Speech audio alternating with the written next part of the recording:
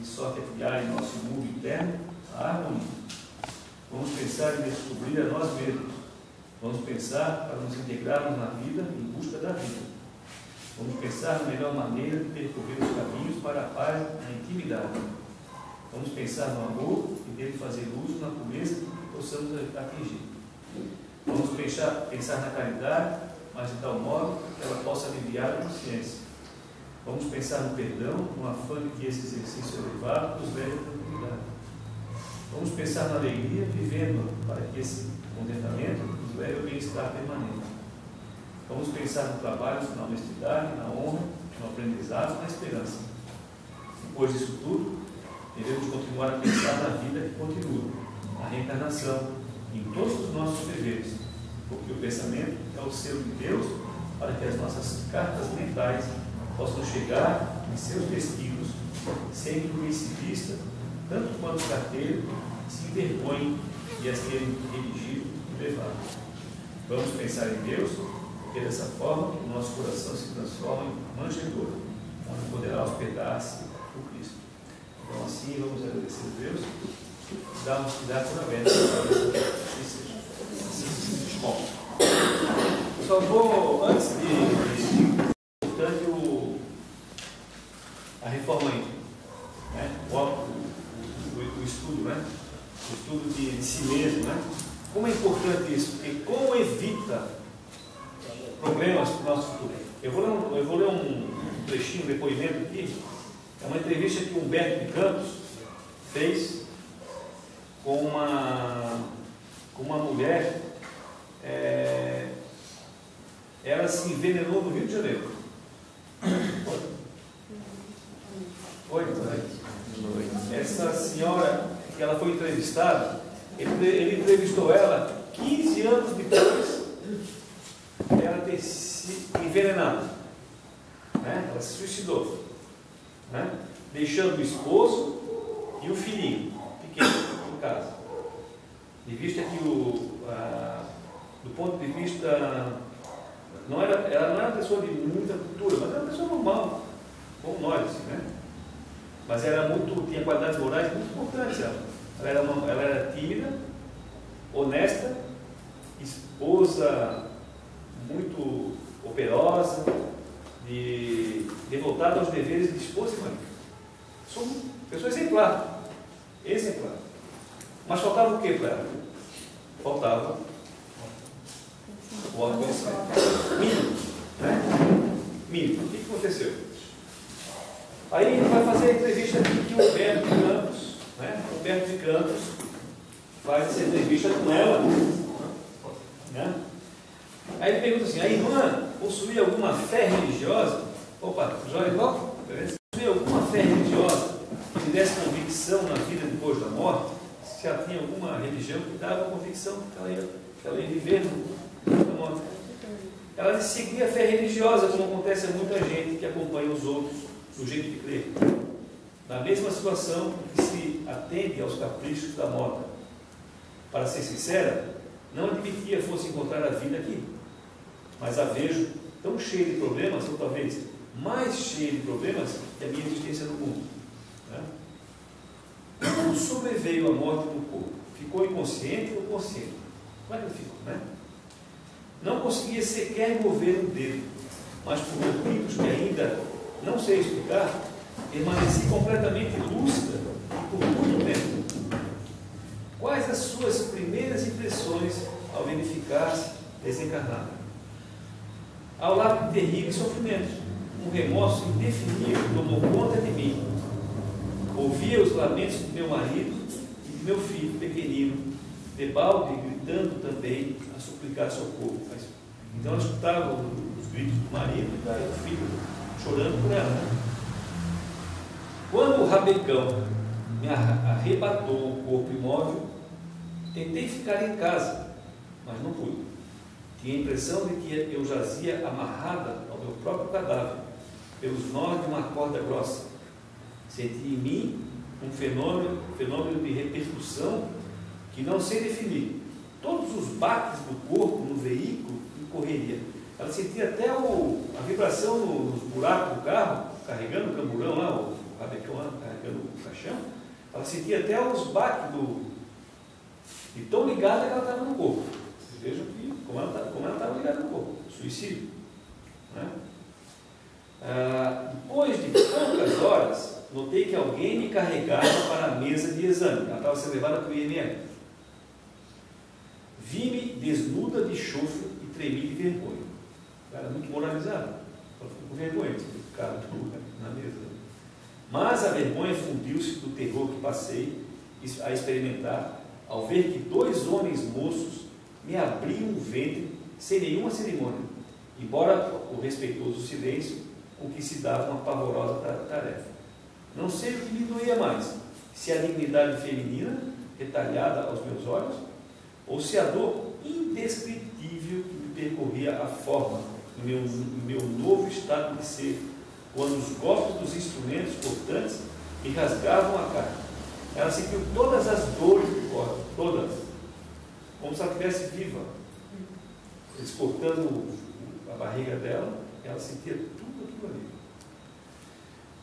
Mas o martírio não ficou nesse ponto, porque eu, que horas antes me achava no conforto do meu leito doméstico, tive de aguentar duchas de água fria nas vísceras expostas, como se eu fosse um animal dos que ouvira morrer quando menina no sítio de meu pai. Então clamei ainda mais por socorro, mas ninguém me escutava, nem via. Então ela berrava, ninguém escutava e nem via. Recorreu à prece no sofrimento, a maneira dos loucos desesperados, sem qualquer noção de Deus. Achava-me em franco delírio de angústia, atormentada por dores físicas e morais. Além disso, para salvar o corpo que eu mesmo destruíra, a oração era um recurso de que lançava a mão muito tarde. Já tinha se suicidado. Então as dores eram físicas, morais. Sentia dor, sensação da dor física.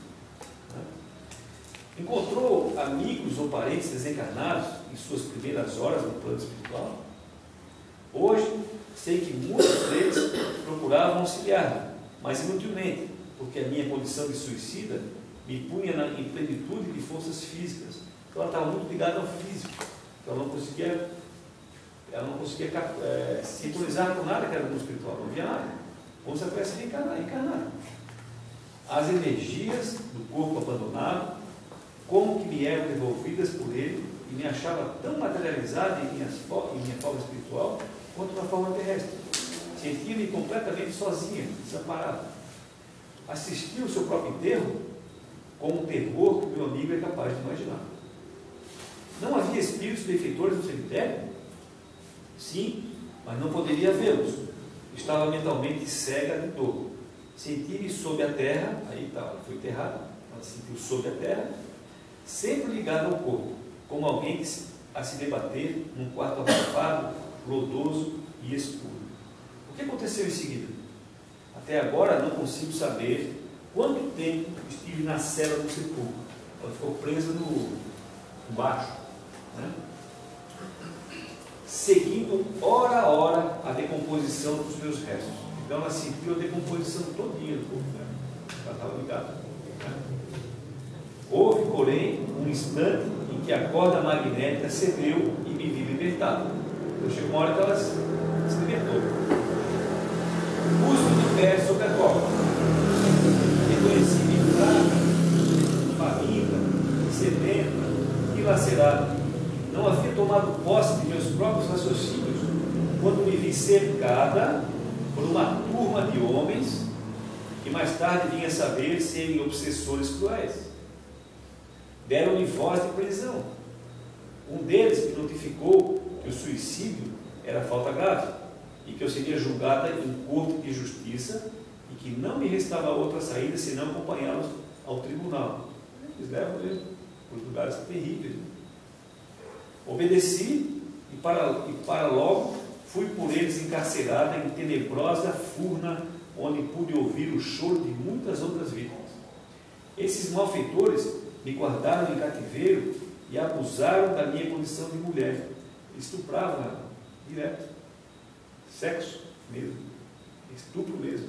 Abusavam dela, né? sem qualquer noção de respeito ou misericórdia. Somente após muito tempo de oração e remorso, obtive o socorro de espíritos missionários que me retiraram do cárcere depois de enormes dificuldades, a fim de me internarem num campo de tratamento. Por que razão decidiu matar-se? Qual foi a razão do suicídio? Ciúmes do meu esposo, que passaram a simpatizar com outra mulher. Ciúme. Olha só. Ela se suicidou por ciúme do marido. Né? Julga que a sua atitude lhe trouxe algum benefício? Apenas complicações. Após 6 anos de ausência ferida por terríveis ataques, obtive permissão para visitar a residência que eu julgava como sendo minha casa no Rio. Tremenda surpresa. Em nada adiantara o suplício. Meu esposo, moço ainda, necessitava de companhia e escolhera para a segunda esposa a rival que o abominava.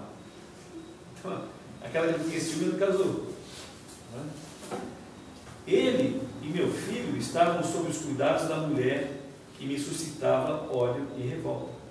Sofri muito e meu orgulho abatido. Desesperei, auxiliada pacientemente, contudo, por instrutores caridosos, adquiri novos princípios de compreensão e conduta. Ela começou a ver diferente, começar a ensinar ela diferente. Estou aprendendo agora a converter aversão em amor. Comecei procedendo assim com devotamento ao meu filho, a quem ansiava estender as mãos e só possuía no lar as mãos dela, habilitadas a me prestarem semelhante favor. Então, ela queria ajudar o filho dela, mas quem eram as mãos que podia ajudar? Só as mãos da esposa. Entendeu? A pouco, notei as qualidades nobres do caráter e coração. Começou a conhecer melhor a mulher que ela odiava. E hoje a amo, deveras, por irmã de minha alma. Como pode observar, o suicídio me intensificou a luta íntima e me impôs de imediato duras obrigações.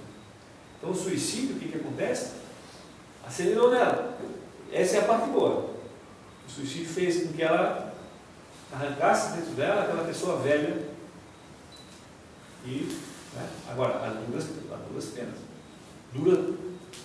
Impôs a ela de imediato duras obrigações. Por quê? Porque ela vai ter que reencarnar com todo aquele problema do suicídio. O que guarda para o futuro? Tenho fome de esquecimento e de paz. Trabalho de boa vontade em meu próprio burilamento. Não estou fazendo a reforma não. E qualquer que seja a aprovação que me espere, nas corrigendas que mereço, rogo a compaixão divina que me permita nascer na terra outra vez, quando então conto retomar o ponto de evolução em que estacionei, para consertar as terríveis consequências do erro comigo. Então, vocês vejam só que a palavrinha ciúme, que a gente já estudou tantas vezes aqui, pode fazer. De forma íntima, autoconhecimento mínimo.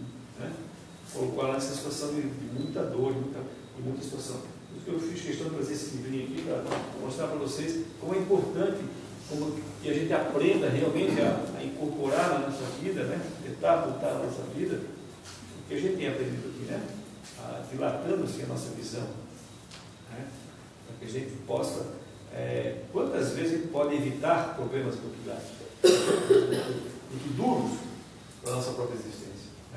Talvez a gente esteja nessa situação que hoje a gente se encontra, por ter feito muitas escolhas erradas, equivocadas. E que hoje a vida impõe para a gente determinadas dificuldades. Temos dificuldades hoje de acordo com o nosso merecimento, com a nossa necessidade de enfrentamento das coisas que a gente não quis enfrentar em outras épocas. Então hoje a gente vem mais preparado, disposto, inclusive, a retomar a vida de onde a gente abandonou. Todo mundo é assim. Então, quanto mais expandir a tua consciência, mais tu tem condição de aceitar, de fazer a escolha certa. E a gente tem que saber que a gente tem que, sempre tem que falar, é importante falar isso, que a gente às vezes não vai encontrar aqui na vida aquilo que a gente gostaria que acontecesse, as gratificações que a gente gostaria, aquele sonho de ventura, aquela vida perfeita que a gente gostaria de ter, não vamos encontrar nessa existência, porque a gente está ainda em provas, está ainda passando por aquilo que a gente semeou. Então a gente não tem, por isso que a gente tem que saber muito. Eu acho que uma das coisas mais importantes e mais difíceis de aprender na vida é saber pedir a Deus. A pessoa que sabe pedir a Deus, ela aprendeu quase tudo. Por quê? Porque há muita análise daquilo que a gente tem que pedir a Deus. Ou seja, a gente tem merecimento para ver até onde que a gente tem capacidade de suportar. A fazer análise onde eu estou deixando de fazer o que eu deveria. Onde eu posso me esforçar um pouquinho mais para conseguir o que eu quero, em vez de ficar pedindo a Deus que resolva a minha vida. Se aquilo que eu estou passando, se aquilo está me servindo de alguma coisa, está me fazendo crescer. Se eu tenho condição de perceber isso, porque às vezes a dor que eu estou passando está me transformando, está mudando a minha vida, está melhor. Né? Então vamos lá, vamos pegar o capítulo 2, sobre a religião, né? E ela fala assim: vá pelo caminho da religião, mas lembre que a sua meta é o amor. Então, aqui, e o Paulo, tem aquela frase do Paulo, na carta aos Coríntios, que ele fala assim: e ainda que eu distribuísse todas a minha fortuna para sustento dos pobres, e ainda que entregasse o meu corpo para ser queimado e não tivesse amor, nada disso me aproveitaria. Né? Nada disso serviria. Então, a religião é um caminho, mas não é o objetivo. Quando a gente se equivoca e faz da religião um objetivo da vida, a meta da tua vida, seguir, não. Aí, isso chama-se fanatismo. Fanatismo. Seguir. O objetivo da religião é te despertar para uma consciência, uma plenitude maior, uma expansão da tua consciência, que tu desenvolva o sentimento mais poderoso, mais importante que a gente tem que buscar, que é o amor. Portanto, o amor. Então aí ela fala: vá pelo caminho da religião. Ótimo, porque quem se liga a Deus está no caminho certo. Mas lembre, né, que a meta é amar, o amor. Né? Então aqui a gente já viu algumas coisinhas que eu vou repetir no comecinho, né? A religião é ferramenta, o amor é obra. A religião ilumina, o amor liberta. Né? Por que a religião ilumina? Porque ela nos dá uma expansão da consciência. Quem somos? Né? Por que estamos aqui? Nem todas elas revelam isso. Né? A doutrina espírita, pelo menos, faz isso. O que a gente está fazendo aqui? Por que a gente sofre? Por que existem as dificuldades? O que é felicidade? Né? O que é o mundo espiritual? Que outras realidades tem além disso aqui? Né? O nosso tamanho. A doutrina espírita mostra o nosso tamanho. Vê que a gente é bem pequenininho, né?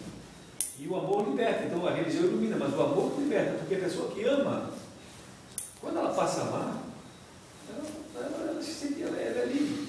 Ela não fica mais presa a nada. Por exemplo, quer ver uma coisa que a gente é refém? Amado. O Melino. O Melino mostra que a gente não é livre. Alguém faz alguma coisa contra a gente, fica magoado. Recebido. Né? Como é que está a tua liberdade? Tu é escravo daquele sentimento. Tu te intoxica com aquele sentimento e ele fica como um laço que oprime o coração. Não é isso? Não é isso? A raiva, a ambição, a ganância, o materialismo. Né? Por quê? Tudo isso pela falta de amor. Porque a pessoa que ama, ela já não necessita mais nada. O que a pessoa que ama verdadeiramente precisa? Distribuir esse amor? Não, isso é normal, né? Isso vai acontecer. Quem ama, ele faz isso com naturalidade. Mas quem ama, não precisa de nada. A gente é muito pobre, a gente precisa de muita coisa. Né? A gente é muito pobre. O pobre é aquele que precisa. O rico é aquele que não precisa. Entendeu?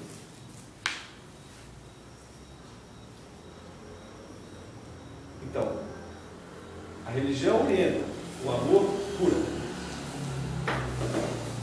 A religião é conhecimento, o amor é transformação. Por quê? Porque o conhecimento é importante. A religião nos dá o conhecimento. Mas só o amor dá transformação. Porque o conhecimento sem transformação o que isso te faz melhor? contra o egoísmo, contra a pensando só em mim. Tem uma fé danada.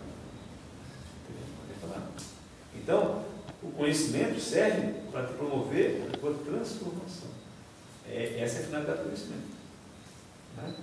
De um lado, ele te faz enxergar mais longe, e de outro, ele te transforma para te libertando o quê? Das tuas amarras, as nossas imperfeições. Quem se transforma se liberta das suas próprias limitações. Né? O que nos prende são as nossas limitações. Né? A religião sem amor é prática devocional. Está vendo? Estava falando aqui. Religião sem amor é prática devocional, ou seja, é aquele devoto. É aquele devoto. Só. Devotado faz tudo que a religião faz. Pode ou não pode? Pode isso, pode aquilo. É permitido isso, é permitido aquilo. Gente, isso é um aspecto. O amor, a religiosidade, ela é libertadora. Tu tem que ter liberdade na tua consciência de saber o que é bom e o que não é. É sério que não serve. E a gente sempre pode pensar. Pô, eu tenho que pensar em mim, claro. Mas eu tenho que pensar se eu estou prejudicando alguém. Ou a mim mesmo. Isso pode. O que eu faço de bem, pode. Agora, se eu faço uma coisa de ruim, a minha consciência vai acusar. Então, a religião sem amor, ela é prática emocional só. Com amor, ela é libertadora. A religiosidade é a essência emocional amorosa daquilo que a religião ensina. E lembrando as palavras de nossa querida amiga, Dona Modesta, diz assim, ó, a religião é como um remédio, olha só que legal isso aqui, a religião é como um remédio prontinho para ser tomado. O religioso é o doente que precisa dele. Quando o religioso tem que tomar o remédio, acredita que a sua religião pode ajudar outras pessoas, ele apresenta sinais de que está começando a dar valor ao que está ingerindo. Ele pode ser útil aos outros, ele está começando a dar sentido àquilo que ele está. Né? Quando o religioso acredita que a sua religião é o único remédio que pode curar a todos, ele apresenta sinais de como está doente e de quanto precisa do remédio que está tomando. Entendeu? A pessoa que acha que a sua religião é o único caminho para a pessoa ser boa, né? Está mais doente ainda. E quando o religioso acredita que está curado e que ele é mais importante do que a religião, ele demonstra o nível da sua loucura. Isso é fascinação. Religião é uma bênção quando não fazemos dela um trampolim para o nosso ego. Está vendo? Porque se tu deixar o ego comandar as tuas ações religiosas, tu se torna uma pessoa terrível, se torna uma pessoa despótica, autoritária, entendeu? Uma pessoa totalmente inflexível, a rigidez da tua coisa, das tuas atitudes. É muito ruim. Por quê? Porque a religião está usando para atingir os seus objetivos pessoais. Né? O que adianta ser religioso e continuar a mesma pessoa? O que adianta?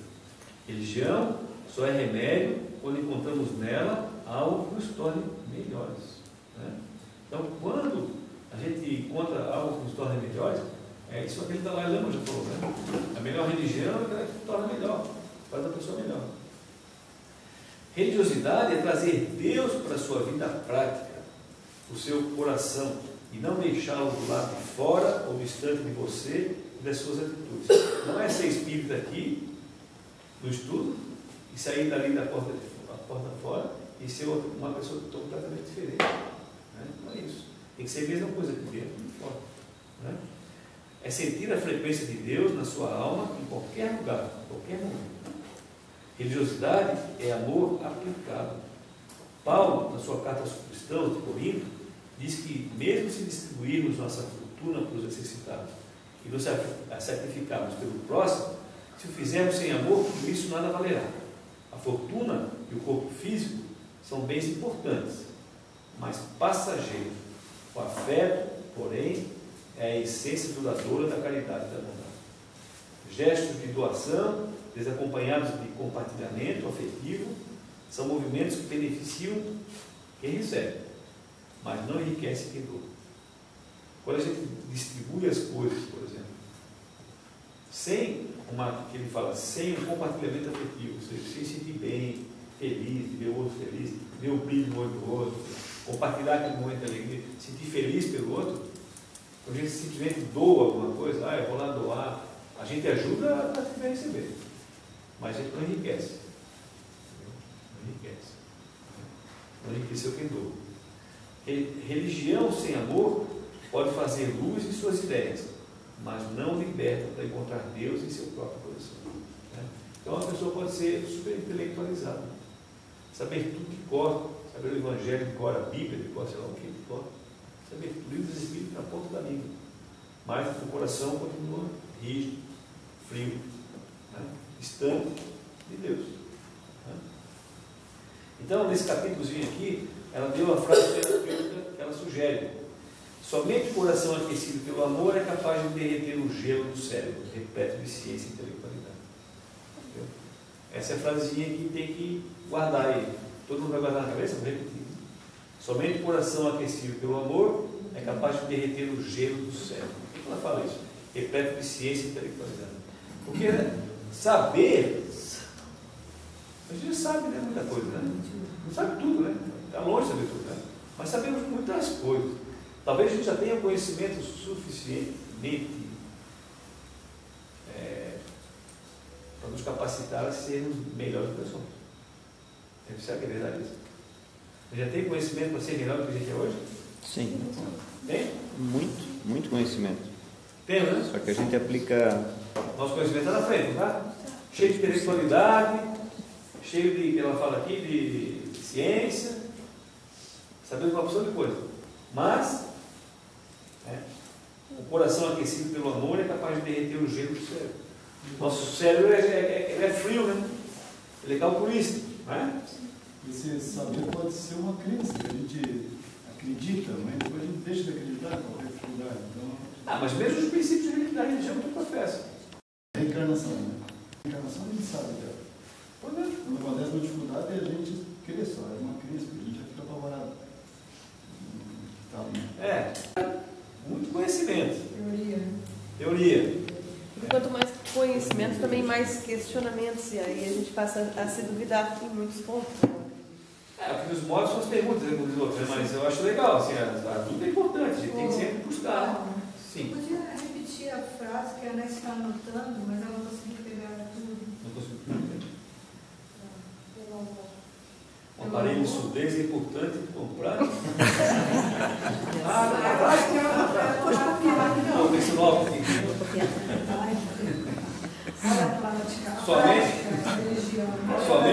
Somente o coração aquecido pelo amor é capaz de derreter o gelo do cérebro. Não, não tem isso.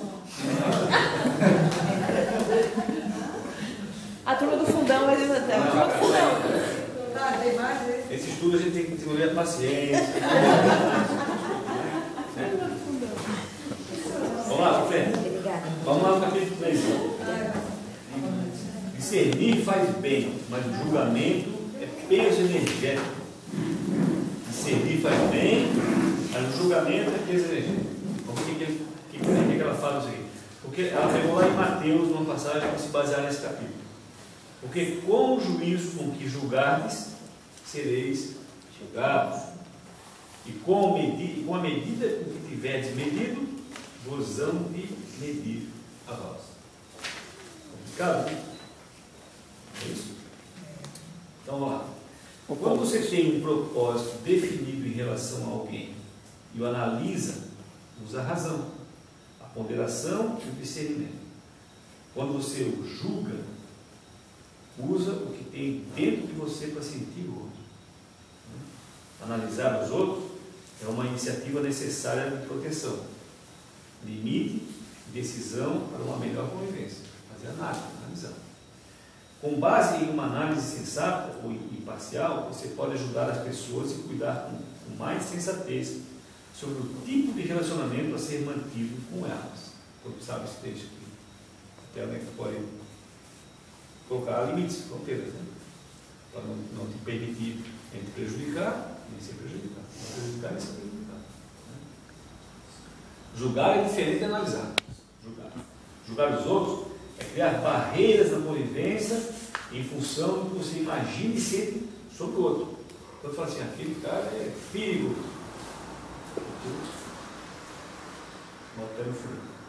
Com base em suas próprias limitações, suposições e preconceitos, né? Nossas crenças.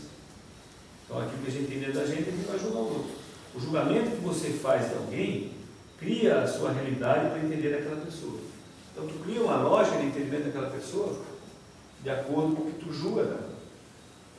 E o teu julgar, né, o nosso julgar, né, ele está intimamente ligado com o nosso sentimento, com o nosso mundo interior. Entendeu? Então, por exemplo, por isso que é muito complicado julgar. Por quê?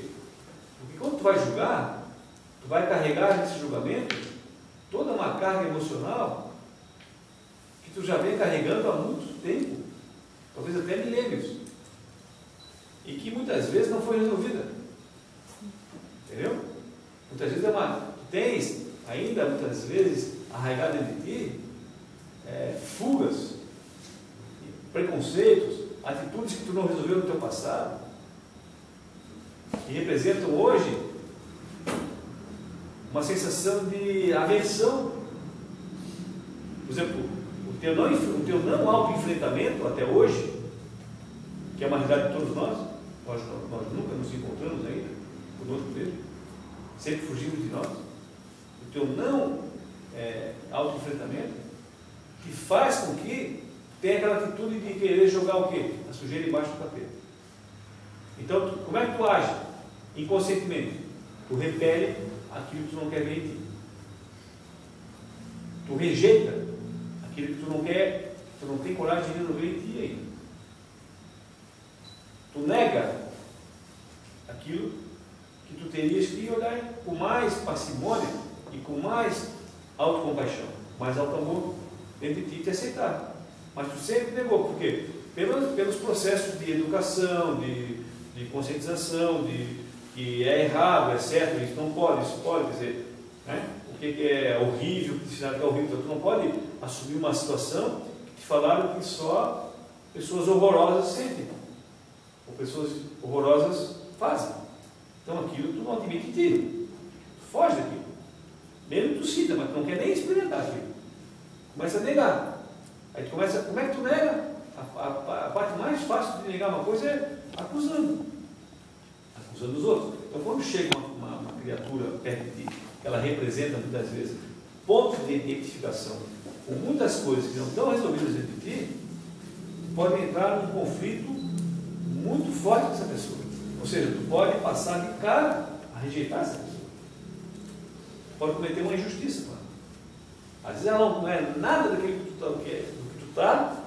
está sentindo, teu mundo interno está sentindo aquilo, e tu está julgando ela. Mas ela não representa aquilo.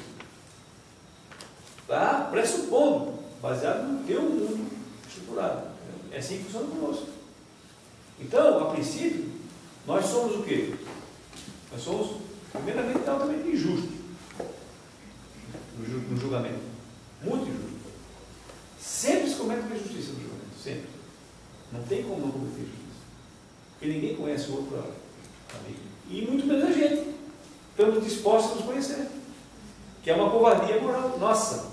Que agora estamos aqui através do estudo, adquirindo o quê? Mais coragem, mais iniciativa, mais estímulo para quê? Para aprender a olhar para dentro de nós. Sem o quê? Sem julgamento. E quando eu aprender a me olhar sem julgamento, ora, isso aí vai refletir onde? A minha relação com os outros. Eu vou passar a ver os outros sem julgamento também. Enquanto eu me olho com extrema rigidez de comportamento, eu olho os outros da mesma forma. É reflexo. Entendeu? Então, o julgamento, na realidade, na maioria das vezes, o julgamento, tu estás olhando para o espelho. Estás olhando para o espelho. Tu estás se enxergando ali na função do outro. Entendeu? Mas, tu continua na fuga. Tu não pega aquilo ali e fala assim, pô, mas peraí, o que eu estou fazendo? Como é que isso funciona? Ele é assim, será? O que eu posso achar? O que eu estou achando isso? O que está me dizendo? De onde é que vem esse meu achismo? Qual é a fonte de eu achar que ele é isso, que ele é aquilo? Os que analisar é diferente de julgar. O julgamento ele é carregado com carga emocional. Ele é carregado com emoção, com sentimento. Com a condenação também, né? E com certeza, com condenação. Porque o aspecto emocional faz com que a gente já esteja dando o veredito, né? Sim, claro. Claro, é a sentença, né? Então, a sentença por quê? Porque a sentença significa o quê? Significa a cabeça do avestruz do buraco. Entendeu? A sensação que tu és o contrário daquilo. É que o julgamento também tem muita conveniência, né? Quem está julgando tem muita conveniência. É conveniente para mim. Não, pois é. Julgar, né? A pessoa mas qual é a conveniência? O que é? Traduzido. De que assim, ó, tipo, parcialidade. Não é só conveniência, é mais conveniência. Tu está dizendo, não, tu estás querendo dizer para ti mesmo que tu não é aquilo ali. Ou seja, tu és a pessoa maravilhosa. Entendeu? O ruim é o Sandro. O ruim é o Sandro, eu sou bom. Entendeu? O julgamento é isso que eu quero dizer para mim. Então isso me dá o quê? Me dá uma, vamos dizer assim, me dá um... Não, mas quando a gente julga uma anestesia. uma pessoa ruim, a gente não está querendo se colocar no oposto, tipo assim, se eu julgar você como uma pessoa má, eu estou me colocando numa posição de boa, de ser boa. Isso. E por isso que eu usei a conveniência, entendeu? Né? Entendi. É exatamente isso aí. Eu quero provar que eu sou diferente dele. Isso, o oposto. Entendeu? Mesmo não sendo. Aí eu julgo, né? E aí tu julga. Não, ele é ruim. Isso. Não sou eu. Ou seja, o julgamento é uma forma artificial de querer, por decreto, se tornar perfeito. Se achar melhor. Se achar legal. Oi? Entendeu? Então, é complicado, né? A gente está sempre cometendo. Não tem como não cometer injustiça no julgamento. Não tem. Nem mágoas também, porque às vezes o julgamento desse vai gerar mágoas, também. Mas é o sentimento de revolta, mas esse sentimento de revolta, esse sentimento de revolta, de mágoa que tu fez em cima do julgamento, né, é pior ainda. Por quê? Porque ele está. Por que ele te lesou? Se o outro que representa o mal. Entendeu? Por que ele gera uma lesão afetiva em ti? Como uma mágoa ou menino? Por quê? Ferir os interesses pessoais. Exatamente, porque é ameaça muito próxima.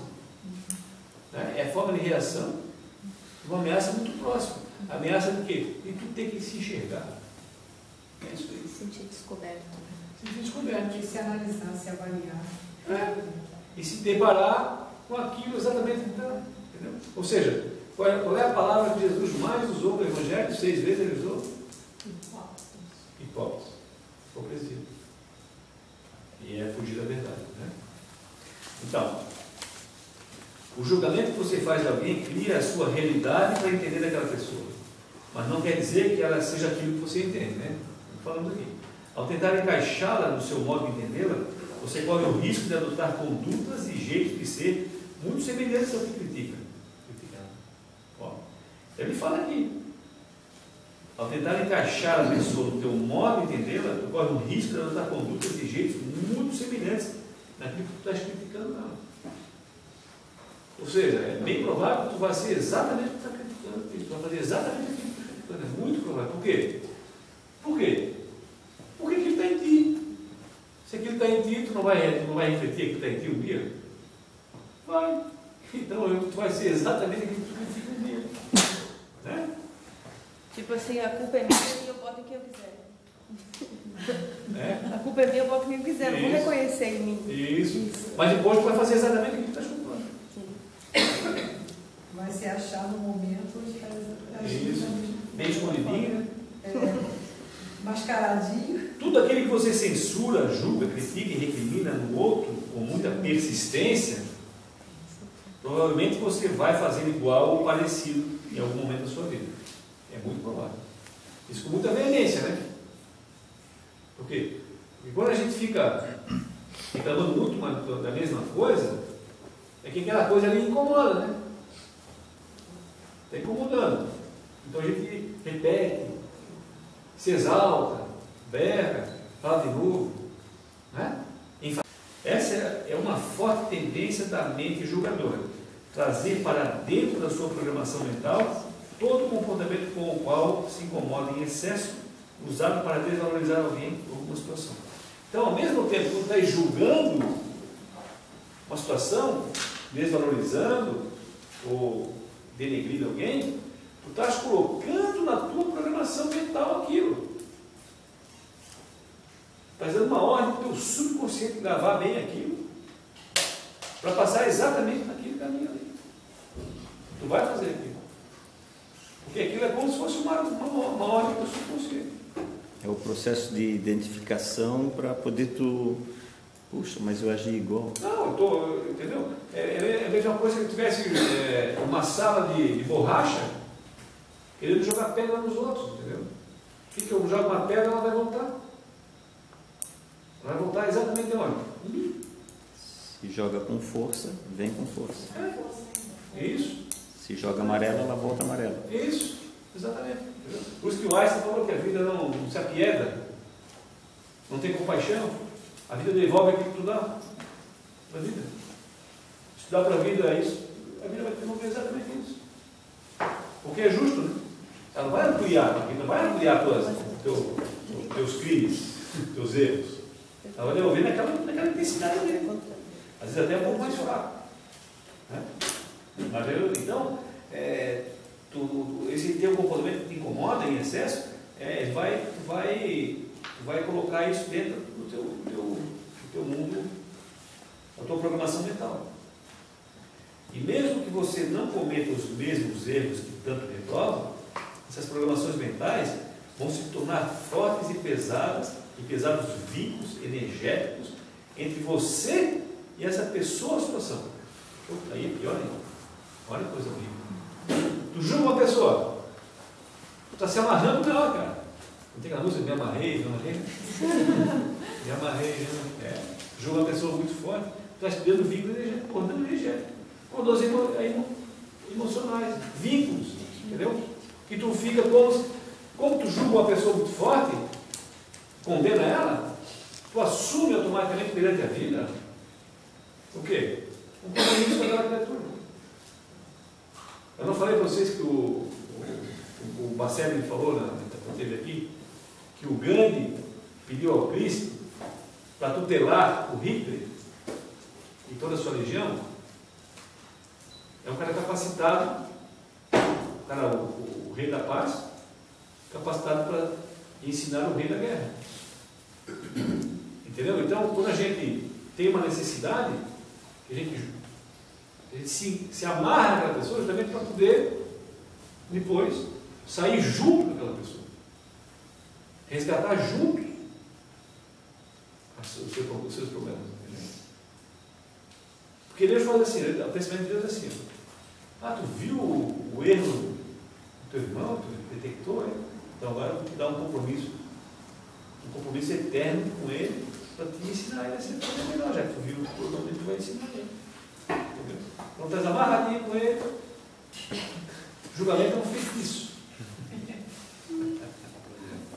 É ruim, né? Oi, eu já estava livre daquele vizinho desgraçado. Né? Tá bem, vai encarnar na mesma família na próxima. Pode reencarnar igual, na mesma família, parente, amigo próximo, companheiro de trabalho. Vai ter que ampliar aquela pessoa, vai ter que ladear aquela pessoa em várias encarnações. Entendeu? O que eu fiz? Você fez, julgou, apontou, denegriu, afundou o outro, agora tem o compromisso de buscar ele de volta. Tem que pegar lá no fundo e trazer. Isso é muito legal, né? Vou. Ficaram contentes com essa notícia? Não? Tem muita gente engatada aí? Então, é assim. Não vai depois de ninguém. Então, tá vendo? É assim que a lei de sintonia da vida. Essa é a lei da sintonia da vida. Se você escolhe a pior parte de alguém ou de algo, passa a carregar boa parcela desse mesmo contexto em seu magnetismo pessoal, em sua aura, piorando em verdade a sua própria vida. Porque tu estava fazendo o quê? Tu está guardando o pior do outro. E tudo falou mal, tu guardou aquele mal no teu campo energético. Do outro fala mal, tu guardou o mal dele também. Tu esqueceu o bem que ele era. Toda parte boa dele, tu não guardou, tu guarda só o mal. O que acontece isso? Isso não é peso energético? Porque no julgamento tem isso, né, Paulo? A gente tudo a ver. O lado mal, O teu caminhãozinho carrega a tua encarnação. Tu está botando peso excessivo ali. A pessoa que se sente julgada, ela se sente, todo mundo está me julgando. Isso é complexo, né? Ela está se ligando a todo mundo. Então. Não, aí não é capaz, não. Aí é baixa autoestima, né? E aí, se ligar é quando tu acusa, quando tu denigra, quando tu rompe. Aí porque a ação é sua, né? Você ação está é tua. agindo. O medo vai te encolher, né? Mas assim, função de uma baixa autoestima. Né? Com insegurança. Né? Mas de uma certa forma também quando a gente se sente julgado, né? Nessa situação a gente também não está se julgando. Não, ser julgado é uma insegurança, né? É uma insegurança, né? Tem medo, né? Tem medo dos outros, tem medo de ser rejeitado, né? Porque se tu é seguro de si, das coisas que tu está fazendo, se as pessoas estão te julgando, tu não vai assim. Que dá importância demasiada para o que os outros pensam de ti, é que, normalmente, essa pessoa, a vida dela é governada pelo que os outros pensam. Que ela faz. Então ela faz tudo que os outros pensam. Entendeu? Ou acham que ela deveria fazer. Então ela é uma marionete. É, isso aí é importante. Não tem vontade própria, não tem brilho próprio, não tem autonomia. Não tem autonomia, olha lá, então. Pessoal, não tem autonomia. É isso aí. Isso, né? Então a sintonia da vida. Quando você julga, estabelece em si mesmo condições e bases emocionais que o ligam a pessoa julgada, criando uma teia de energias semelhantes que o aprisionam. Pois aquilo que você consegue ver e perceber no outro também lhe pertence. Por isso que Jesus falou que irás para a prisão, né? Se tu vai, né? Ou seja, ele colocou aquela parábola do atai as mãos e os pés e lançai no exterior, onde haverá pranto e ranger de dentes, lá, das bodas. A parábola das bodas, bem isso aí. Então, o que acontece? A pessoa não tem a roupa nupcial, significa que a pessoa não tem ainda o mínimo de amor, o mínimo de bondade, o mínimo de virtude, de valores que lhe possibilitem, né, não sofrer. Só isso. Não quer dizer que está impondo o castigo, é a própria pessoa que impõe o castigo. Ou seja, atai as mãos e os pés, significa o quê? A pessoa vai estar presa. Presa no quê? Na lei determinista. Lei do karma. No que ele próprio projetou. Isso. Por isso que ele está atado, ele não tem escolha. A pessoa que está amarrada não tem escolha. Entendeu? Então ele vai ter que passar por aquilo que ele fez sofrer. E ele vai ser lançado para fora. Por que para fora? Para o exterior, para a matéria. Matéria é fora. O mundo espiritual é dentro. Fora, onde haverá choro e ranger de dentes. Porque lá, aqui na Terra, é o local de choro e ranger de dentes. Aqui a gente sofre, passa as provas, passa as expiações, passa as dificuldades, a gente tem doença, envelhece, né? Perde tudo, perde cabelo, perde tudo, né? Olha, parabéns. É isso que eu sou humilde, reconhecido. Paulo, julgar ali que tu fala, né? A gente fala muito da política hoje, né? A gente sabe que é corrupta, né? A gente fez isso julgar ou, tipo assim, a gente não fazer igual, de certa forma, né? Isso seria julgar, tipo assim, hoje... É, julgar. É julgar? É bem julgar, sim. É? Bem o caso de julgar, né? Então, Porque a gente fala com raiva, não fala? Vai e volta? Não tem uma carga emocional no político? Tem. Sim. Tem grande, porque prejudica os nossos interesses pessoais, daí automaticamente já... Não é só por isso. Não só isso, né? Mas... Não é só por isso. Santinho, né? Talvez essa seja até a parte de menor importância. O que mais incomoda, talvez, é que tem muito político corrupto dentro do nosso ministério interior. A identificação. Tem a nossa parte ali, né? Pô, Aquilo que a gente não consegue ser honesto. Esse cara sou eu. Esse cara sou eu, a música do Roberto Carlos. Ô Paulo, e o sentimento também, como trabalhar até com o sentimento de julgamento nesse sentido, de olhar e dizer assim, pô, eu não faço, todo mundo faz, né? Quem está errado, entendeu? Como a gente lida com isso? Eu vejo muito esse tipo de coisa também, né? Por exemplo, principalmente com pessoas mais velhas, quando tive para conversar, diz assim, a gente leva uma vida, né, de retidão e tentando fazer tudo certo, aí vem todo mundo e faz errado e segue vivendo, né? Mas é um julgamento. Como é que essa pessoa também vai trabalhar com esse sentimento, né? Ela está julgando porque acha que ela agiu correto. Entendeu? Eu não consigo, por exemplo, trabalhar isso com... Tem algumas pessoas que eu converso muito seguido, inclusive, né? E eu não consigo lidar com elas assim, com esse sentimento. Ela se sente errada, né, e ruim, porque nesse sentido de corrupção, por exemplo, ela nunca fez nada de errado, nunca passou na frente da fila de alguém e olha o país errado e tudo ainda funcionando, né? E se acha com culpa porque foi certinho. Isso. É isso? Isso. Você está tentando fazer errado. Você está tentando fazer errado. Por vontade de fazer de novo. Por vontade de fazer errado, exatamente. Ela precisa se equilibrar. Ela não sabe qual é o caminho que ela tem que tomar. Ela está distante dela, porque se ela está sendo certa essa vida toda aqui, é que ela tem uma programação, com certeza ela está conseguindo levar. Agora, ela não está bem convencida disso. Ela não está bem convencida disso.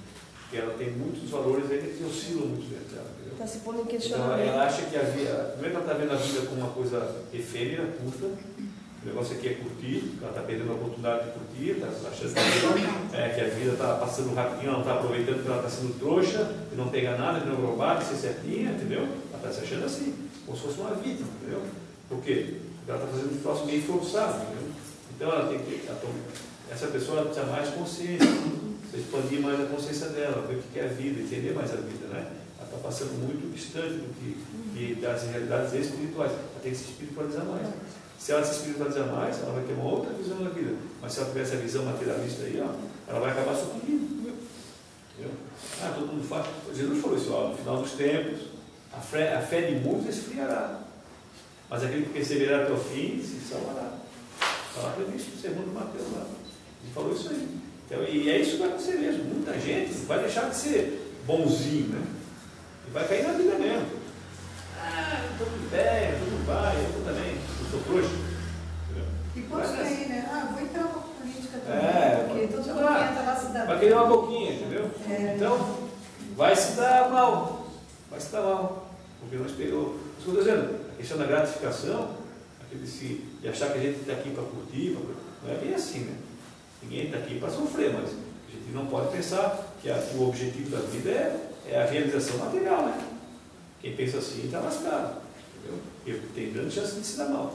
A gente está aqui para aprender, a crescer espiritualmente, através das escolhas certas que a gente fizer. Aquele que tiver força moral para perseverar, escolher certo, manter a sua posição, a sua conduta, a sua orientação espiritual, porque se tu sabe onde é que tu queres ir, tu sabe o caminho que tu vai seguir. Agora, se tu quiser sair do teu caminho, tu tem livre-arbítrio. Se eu sei que o caminho para a minha felicidade passa pelo sacrifício, passa por algum tipo de sofrimento, algum tipo de privação, eu não vou fugir disso. Por um compromisso familiar, sei lá o quê, eu vou seguir meu embaixo para ali. Vou seguir ali. Pode chover canivete, mas eu vou ficar ali.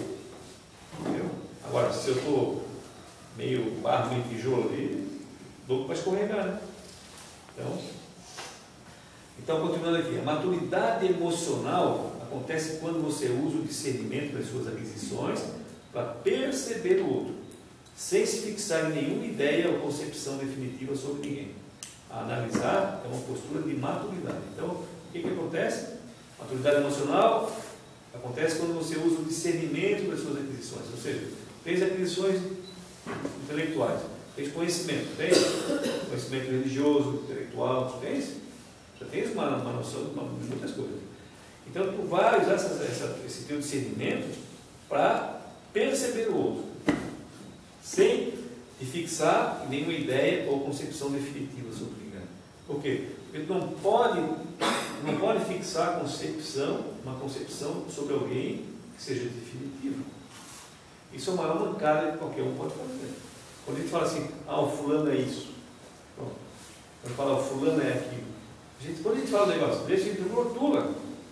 A A gente está dando um limite muito estreito para a pessoa. Eu estou baseando o quê? No meu preconceito.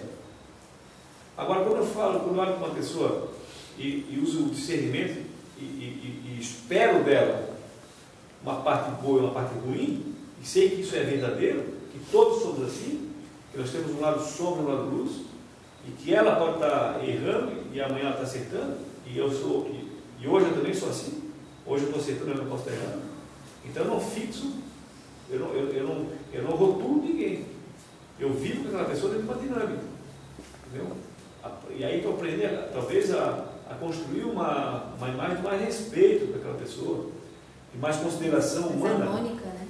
Mais harmônica. Mais harmônica, contigo mesmo. Porque quando tu começa a rotular, o que acontece? Automaticamente tu passa a exigir. uma postura diferente daquela pessoa. Que tu não tem direito. É mais um peso energético que tu bota. É mais uma cobrança. Entendeu? Que tu não concorda. É uma pressão para que aquela pessoa seja diferente como tu gostaria que fosse. Ela não vai ser. Mas ela é outras coisas que tu não sabe. Então tu está sendo injusto com aquela pessoa. Estás errando totalmente. E estás levando um peso desnecessário na tua vida. Faz isso com uma pessoa, faz isso com duas, com 100, para te ver o caminhão de coisa de energia ruim que tu está carregando na tua aura. Entendeu? E aí as coisas começam a bater em ti e não chegam mais. Por quê? Porque tem um monte de coisa cercando. Não chega mais coisa boa dentro de ti. Só chega coisa ruim. Meio afinidade. Né? É interessante como na escola, principalmente, de ver isso. Sei lá, na quarta e quinta série, todo mundo já tem o seu filho, você é o nerd, você é o popular, você é o tal. E a gente cresce pensando que a gente é isso. Aí depois que a gente passa por essa fase de adolescência, juventude, a gente descobre, não, eu não sou aquilo que me falaram, me enganaram, eu acreditei naquilo, mas eu sou muito mais. Exatamente. Você está descobrindo isso em ti. Agora, se tu começa a querer escravizar os outros, isso é o pior. Quando tu começa a rotular os outros, tu automaticamente estás te fixando na parte que tu estás rotulando. Isso prejudica, né? Se prejudica. Porque na minha profissão, às vezes, alguém faz alguma coisa, não acho que não é certo, mas eu digo que o cara fez de uma forma diferente. Não sei se é certo da forma dele, mas eu tenho outra forma. Mas eu não posso julgar ele, porque senão ele está condenando todo o pessoal que faz o tipo de serviço que eu faço. Exatamente. Então, sempre que a condenação, o julgamento sempre é um peso energético, o discernimento sempre faz bem. Né? O discernimento aproxima e protege. O julgamento afasta, cria barreiras e vinculações indesejáveis. Por que vinculações? Porque a gente falou aqui. O julgamento vincula as pessoas. E não é desejável, né? Justamente quem está julgando pejorativamente é justamente aquela pessoa que tu quer afastar. E tu está fazendo exatamente o contrário. Então é indesejável. Tu estás querendo uma coisa e estás ganhando um presente de grego. Estás te vinculando com uma pessoa.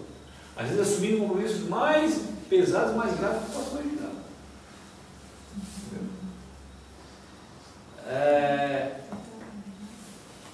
O julgamento é doença emocional. O discernimento é o raciocínio, conduzindo o sentimento para criar o bem e o amor. Então, sempre o discernimento em detrimento do julgamento. Né?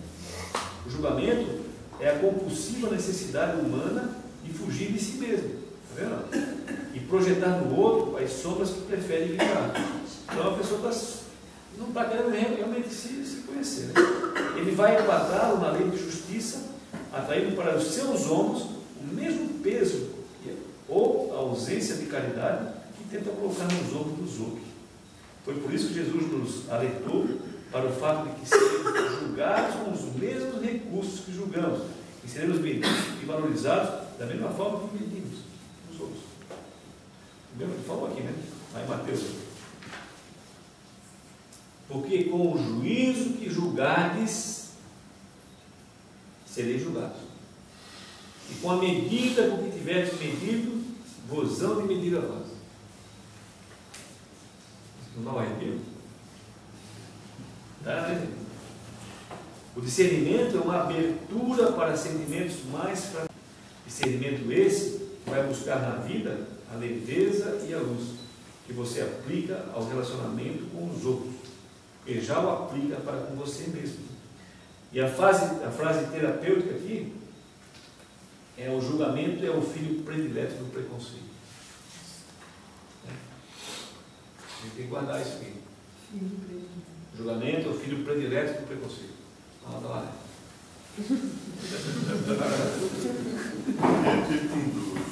A Maísa vai ficar com ela, mas ela não chutou de pé. Depois eu vou sair de dúvida essa história. Então, quando você julga, estabelece em si mesmo condições de base emocionais que ligam a pessoa julgada. Então, está sempre ligando na pessoa julgada, né?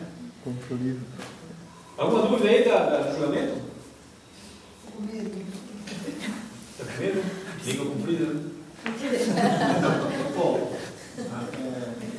assim, sim. mas eu não quero criar laço contigo.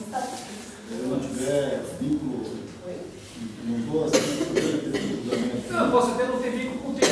Pode até ser. Se tu não representa aquilo que eu estou julgando. Isso, não é. Entendeu? Se tu não representa aquilo que eu estou julgando, se eu estou só sobre o meu preconceito, eu vou colocar esse peso e vou vivenciar esse peso. Talvez para uma outra situação, com outra pessoa. Outra pessoa. Né? Ou outra situação. Mas eu vou vai ser julgado. Vou ser julgado.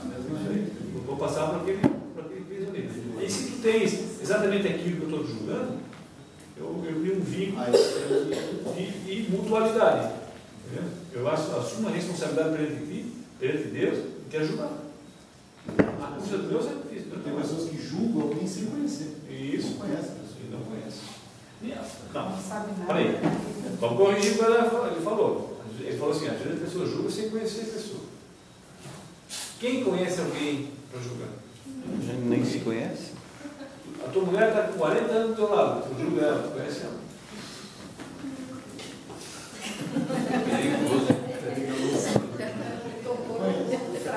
Nem a gente mesmo. Tu julga a tua mãe? Desde que era gente, tu conhece tua mãe?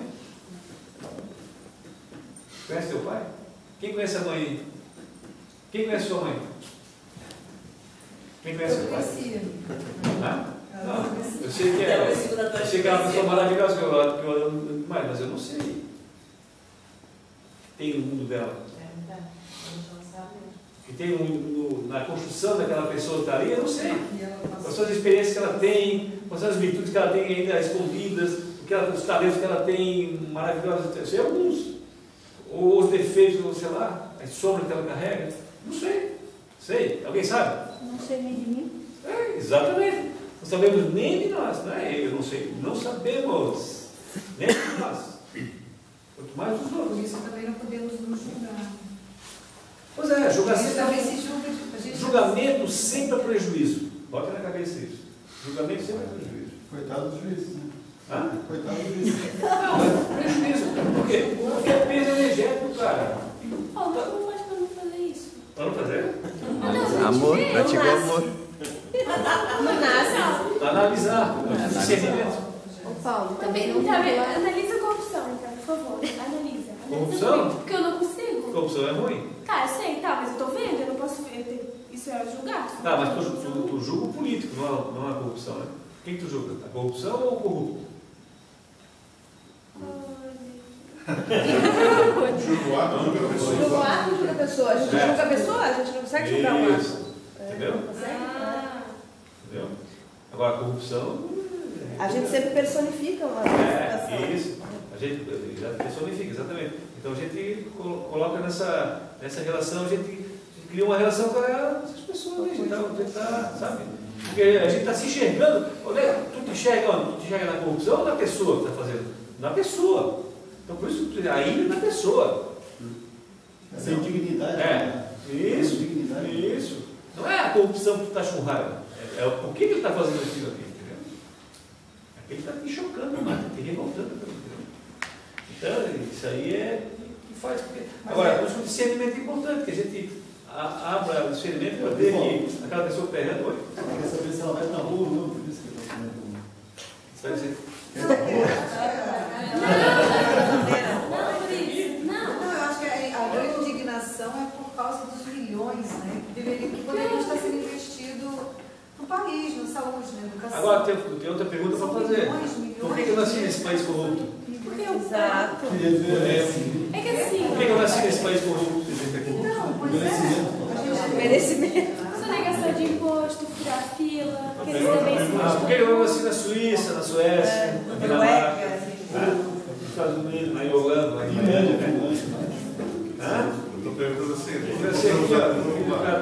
Afinidade, Por que né? voltamos de novo lá?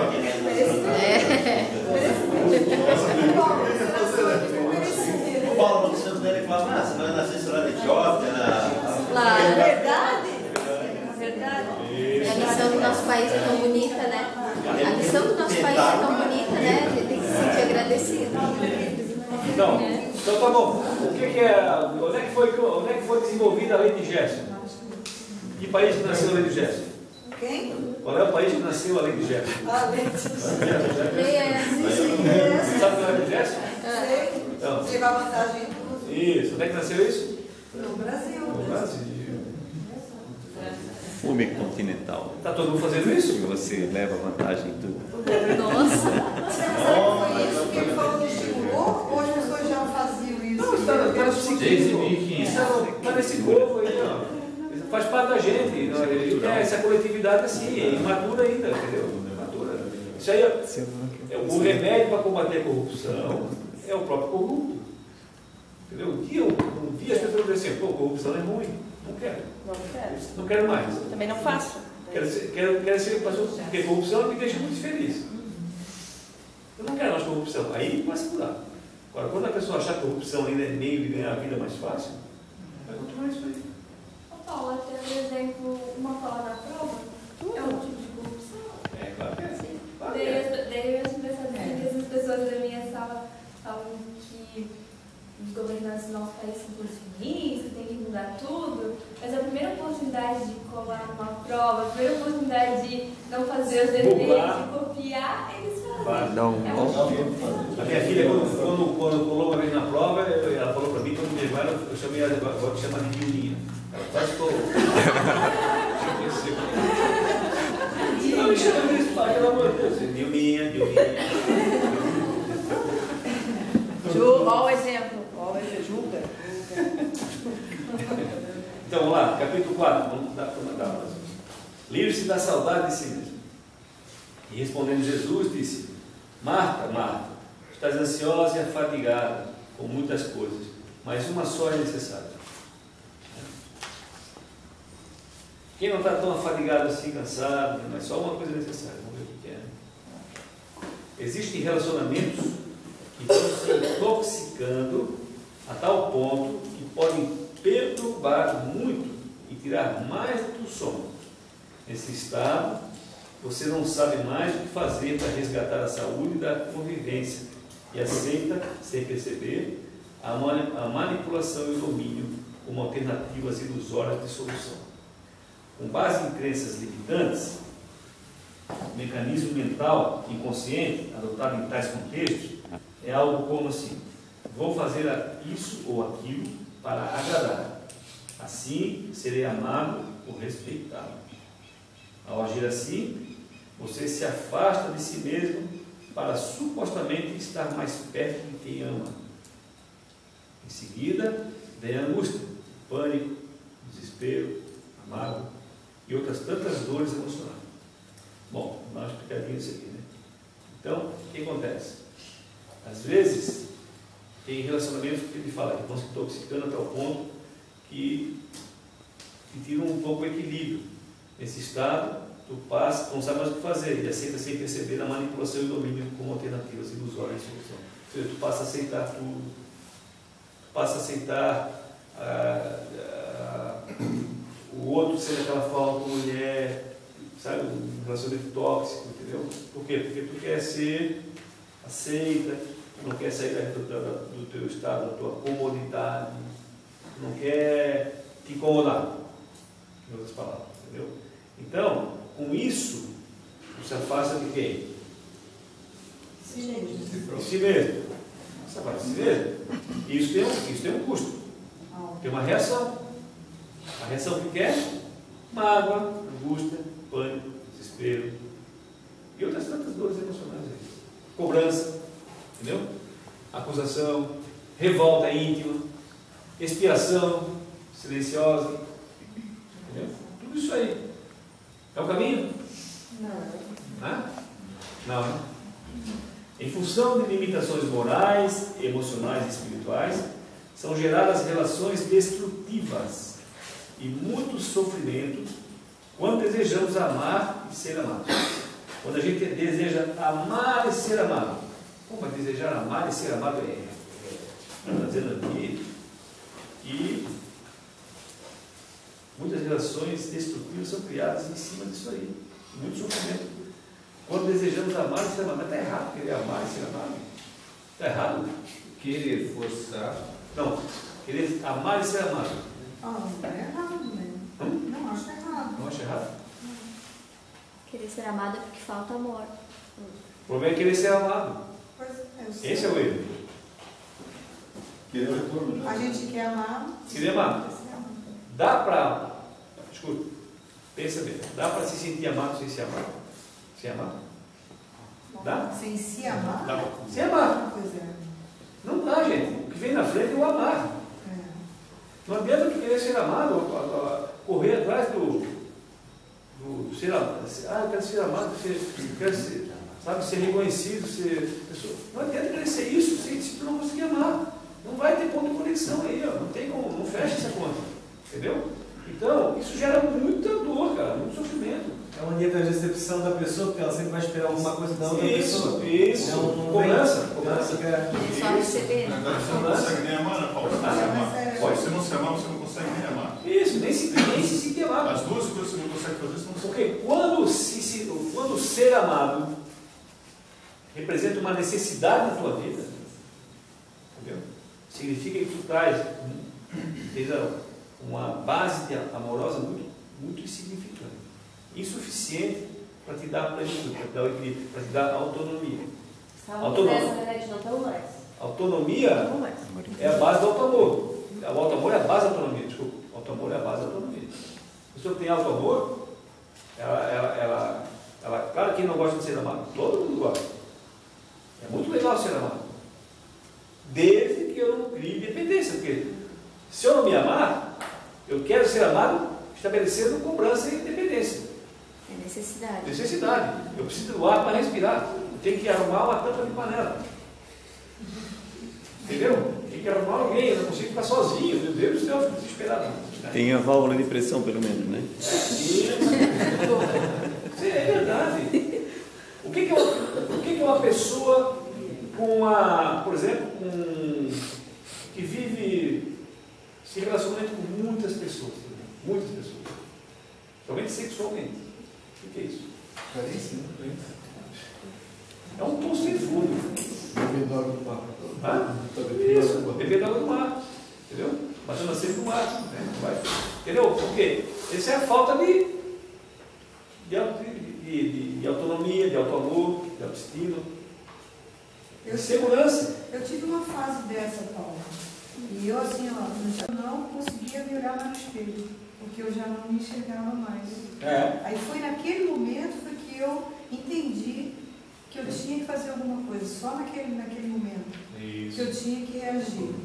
E reagir, né? Tanto é que estou aqui. Reagisse como? Voltando a ser tu mesmo. Voltando a ser eu mesmo. Encarando a situação. Isso. Porque existia um poder, digamos assim, eu permiti, né, claro, que esse poder se concretizasse, né, da outra pessoa sobre mim. E eu cheguei a pensar que não existiria vida, né? Olha só, como é que as pessoas estão. Estava na caverna de Platão, né? Isso. Eu digo, pô, o que é isso, né? Não tem nada a ver com uma coisa dessa, né? Estava lá vendo a vida só de costa para a saída, olhando só a sombra da. Mas é muito ruim, né? E a gente vai reagir também, é difícil porque tu tens que mexer com tudo, né? Tu tem que remexer coragem, né? E chutar o balão mesmo, né? E aí vai embora. Eu não sei se isso acontece até, me identifiquei muito, né, da questão da Marisa, eu não sei se é comum até pelas diferenças entre homens e mulheres, assim, hormonais, Né? Mas é mais fácil a gente ver a mulher a isso. Até pelos filhos, eu acho também a sensação de insegurança, ou de ter no outro um porto para se sentir segura para fazer outras coisas, vai se deixando, a gente vai se deixando, vai se perdendo, né? Você passando de si mesmo. Para dar o mínimo de subsistência para os outros. Para agradar o outro. Também. Para ser a sombra do homem. Desse tamanho ainda, né? Então, hoje as coisas estão mudando. Tem até aqui a entrevista nesse assunto aqui, tem a entrevista com a Marilyn Monroe. Entendeu? Botei a ler. Legal. Eu vou ler porque acho que tem a ver com isso aqui, para a gente ver aqui, vou dar um parênteses aqui, para ver exatamente isso aí, como é que ela foi levada, justamente nesse contexto aí. Eu vou parar aqui e depois a gente continua na quarta que vem esse tópico aqui. Saudade de si mesmo. Vamos sempre ter saudade de si mesmo. Esse tópico aqui. Não, quando você leu o título ali, na hora já bateu. fiquei. Bateu, né? Então, vamos lá. Vamos ver então. Encontro em Hollywood. Vou ver aqui, tá? Caminhávamos alguns amigos. Isso está no mundo espiritual, tá? Era o Humberto Campos caminhando com os amigos do plano espiritual, admirando a paisagem da Wilshire Boulevard, em Hollywood. Essa Wilshire Boulevard, eu já morei do lado dela. É uma avenida de 80 quilômetros, enorme, dentro de Los Angeles, a porta assim, tudo. Entendeu? E aí eu achei legal porque bem a coisa que eu estava do lado ali, né? Se identificou, né, Paulo? Isso aí, acho que eu estava lá, mas não com ela não. Quando fizemos parada, ante a serenidade do Memorial Park Cemetery, quer dizer, tem um cemitério lá, que é o Memorial Park, né? Entre o nosso caminho e os jardins da Gleno Avenue, também é outra avenida que cruza ali, essa é Gleno, né? A formosa mansão dos mortos mostrava grande movimentação de espíritos libertos, de experiência física e entramos. Tinha muitos espíritos ali, era um lugar bonito, né? Pô, você tem aquele cemitério do Kardec que está enterrado, como é que é o Lachaise? Como é que é o Lachaise? Não, eu esqueci o nome lá, em Paris. Lindo também, é um cemitério assim que é uma coisa linda. E esse lá em Los Angeles também é uma coisa assim, aquela grama verde, assim, é um bando de concreto. Tem até o pessoal faz passeio. Assim. Turismo, né? Turismo? Meio macabro, né? Tudo no interior era tranquilidade e alegria. Os túmulos simples pareciam monumentos erguidos à paz, induzindo a oração. Entre as árvores que a primavera pintara de verde novo, numerosas entidades iam e vinham, muitas delas escoradas umas nas outras, a feição de convalescentes sustentadas por enfermeiras no pátio do hospital agradável e extenso. Numa esquina que se alterava com o terreno, duas laranjeiras ornamentais guardavam o acesso para o interior de pequena construção que hospeda as cinzas de muitas personalidades que demandaram o além sobre o apreço do mundo, ou seja, muita gente famosa para ali, né? A um canto li a inscrição Marilyn Monroe, 1926 a 1962, ou seja, tinha 36 anos quando ela morreu, né? Surpreendido, perguntei a Clinton, que era o cara que estava com eles na excursão, um dos amigos que nos acompanhava. Então, aqui os restos de Marilyn, a estrela do cinema, cuja história chegou até mesmo ao conhecimento de nós outros, os desencarnados, de longo tempo no mundo espiritual? Sim, respondeu ele, e acentuou com expressão significativa. Não se detenha, porém, a tatear-lhe a legenda mortuária. Ela está viva e você pode encontrá-la aqui e agora. Como assim? O amigo indicou o frondoso olmo chinês, aquela árvore, cuja galharia compõe esmeraldino refúgio no largo recinto, e falou: ei-la que descansa, de certo, em visita de reconforto e reminiscência. Então ela estava ali, em visita no parque, ela foi enterrada, em visita, certo? De lembrança, de reminiscência. Turismo espiritual. É isso aí. A poucos passos de nós, uma jovem desencarnada, mas ainda evidentemente enferma, repousava a cabeça loura no colo de simpática senhora que a tutelava. Marilyn Monroe, pois era ela, exibia a face desfigurada e os olhos tristes. Informados de que nos seria lícito abordá-la, para alguns momentos de conversas, nos aproximamos respeitosos. Clinton fez a apresentação e aduziu: sou um amigo do Brasil que deseja ouvi-la. Um brasileiro a procurar essa milhões de pessoas no mundo inteiro. E o diálogo prosseguiu. Uma experiência fracassada, uma lição talvez, e que lhe poderia ser útil, como eu falo. A sua vida influenciou muitas vidas. Estimaríamos receber ainda que fosse um pequeno recado de sua parte, para aqueles que lhe admiraram os filmes e que lhes recordam no mundo a presença marcante. Quem gostaria de acolher um grito de dor? A dor instrui. Fui mulher como tantas outras e não tive tempo nem disposição para cogitar de filosofia. Mas fale assim mesmo. Bem, diga então às mulheres que não se iludam a respeito da beleza e fortuna, emancipação e sucesso. Isso dá popularidade. E a popularidade é um trapézio no qual raras criaturas conseguem dar espetáculos de grandeza moral. Incessantemente, no círculo do cotidiano. Admite desse modo que a mulher deve permanecer no lar de maneira exclusiva? Não tanto. O lar é uma instituição que pertence à responsabilidade tanto da mulher quanto do homem. Quer dizer que a mulher lutou durante séculos para obter a liberdade. Agora que a possui nas nações progressistas, é necessário aprender a controlá-la. A liberdade é um bem que reclama senso de administração, como acontece no poder, ao dinheiro, à inteligência. Pensei em alguns momentos na fama daquela jovem que se apresentava à terra inteira, dali mesmo em Hollywood, e falei: Miss Monroe, quando se refere à liberdade da mulher, você quer mencionar a liberdade do sexo? Especialmente. Por quê? Concorrendo sem qualquer obstáculo ao trabalho do homem, a mulher, de modo geral, se julga com o direito a qualquer tipo de experiência e, com isso, na maioria das vezes, compromete as bases da vida. Agora que regressei à espiritualidade, compreendo que a reencarnação é uma escola com muita dificuldade de funcionar para o bem, toda vez que a mulher foge à obrigação de amar. Os filhos, a edificação moral, aqui é chamada. Então, a mulher tem a grande oportunidade de amar. Porque a mulher, ela pode aprender a amar muito mais fácil que o homem, pelo senso de maternidade. A mulher, por filhos, ela dá a vida, ela ama realmente. Né? Deseja dizer que o sexo, pode ser comparado à porta da vida terrestre, canal de renascimento e renovação, capaz de ser guiado para a luz ou para as trevas, conforme o rumo que se vive. Seria possível clarear um pouco mais este assunto? Não tenho expressões para falar sobre isso com o esclarecimento necessário. No entanto, proponho-me afirmar que o sexo é uma espécie de caminho sublime para a manifestação do amor criativo, no campo das formas físicas e na esfera das obras espirituais, e também nas obras espirituais.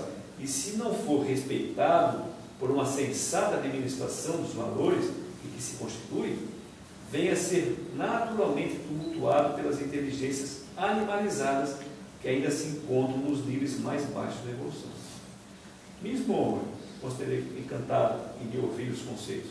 Devo acelerar, não sem profunda estima para a sua pessoa, que o suicídio não lhe alterou a lucidez, porque ela é tida como que tinha se suicidado. Né? Aí aqui ela diz assim, ó, a tese do suicídio não é verdadeira, como foi comentado, acentuou sorrindo. Os vivos falam acerca dos mortos o que lhes vem à cabeça, sem que os mortos lhes possam dar a resposta devida, ignorando que eles mesmos, os vivos, se encontrarão mais tarde diante desses mesmos problemas. A desencarnação me alcançou através de um tremendo processo obsessivo. Ela tinha um processo obsessivo. Em verdade, na época, me achava sob profunda depressão. Desde menina, sofri altos e baixos em matéria de sentimentos, pois por não saber governar a minha liberdade. Depois de noites horríveis, nas quais me sentia desvairar por falta de orientação e de fé, ingeri quase semi-inconsciente os elementos mortíferos que me expulsaram do corpo, na suposição de que tomava uma simples dose de pílulas mensageiras do sono. Ela achou que estava tomando um remédio para dormir e tomou outro remédio errado, induzida pelos obsessores, obviamente. Conseguiu dormir na grande transição? De modo algum. Quando minha governanta bateu a porta do quarto, inquieta ao ver a luz acesa, acordei às súbitas de sonolência e que me confiara, sentindo em duas pessoas ao só tempo.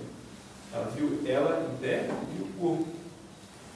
Gritei apavorada, sem saber, de imediato, identificar-me, porque lograva mover-me e falar ao lado daquela outra forma, a vestimenta carnal que eu largara. Infelizmente, para mim, o aposento abrigava alguns malfeitores desencarnados, que mais tarde vinha saber que me dilapidavam as energias. Então, eram espíritos vampirizadores. Acompanhei com indescritível angústia o que se seguiu com o meu corpo inerme.